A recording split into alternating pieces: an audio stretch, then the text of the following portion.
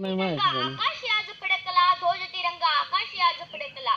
क्रांती बलिदानाची लिहून गाता, स्वातंत्र्य भारत विश्व गौरव झाला. स्वाभिमानाने सर्व भारतीय म्हणती जय हिंद याला, जय हिंद याला. आज या ठिकाणी स्वतंत्र भारताचा 77वा स्वातंत्र्य दिन साजरा करण्यासाठी उपस्थित असलेले आजच्या कार्यक्रमाचे अध्यक्ष, सरपंच, उपसरपंच, सन्माननीय सदस्य, गावचे सर्व नागरिक तथा अंगणवाडीच्या सर्व मॅडम आणि माझ्या बालमित्र मैत्रिणींनो, प्रथम मी तुम्हा सर्वांना स्वातंत्र्य दिनाच्या हार्दिक शुभेच्छा देते आणि माझ्या भाषणाला सुरुवात करते.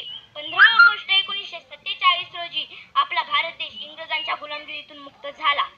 झाला नाही तो केला. कुणी केला? हा एक मोठा संघर्षमय इतिहास आहे. हा एक मोठा संघर्षमय इतिहास आहे. हा एक मोठा संघर्षमय इतिहास आहे. अनेक छोटी मोठी संस्थाने ताब्यात घेऊन इंग्रजांनी पूर्ण देशभर आपली सत्ता स्थापन केली. यानंतर काही काळाने इंग्रजांविरुद्ध 1857 चा तीव्र उठाव झाला, परंतु काही कारणास्तव त्याला यश आले नाही. मग पुढे काही वर्षानंतर मंगल पांडे नावाच्या क्रांतिकारकाने क्रांती लढ्याची ठिणगी पेटवली आणि क्रांतीला सुरुवात झाली. पुढे भगतसिंग, राजगुरू, सुखदेव, चंद्रशेखर आझाद, सुभाषचंद्र बोस अशा अनेक नेत्यांनी हा लढा चालू ठेवला. देशासाठी फासावर गेले, ते शहीद झाले.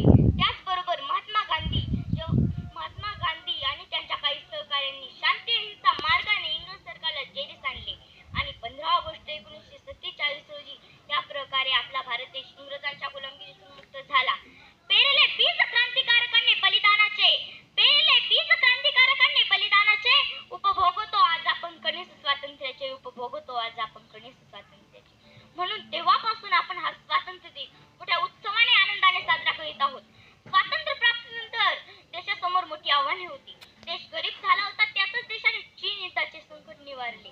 दोन युद्ध पाकिस्तानासोबत जिंकून देशाने जगात पराक्रम दाखवला. योग अभ्यासाचे ज्ञान देऊन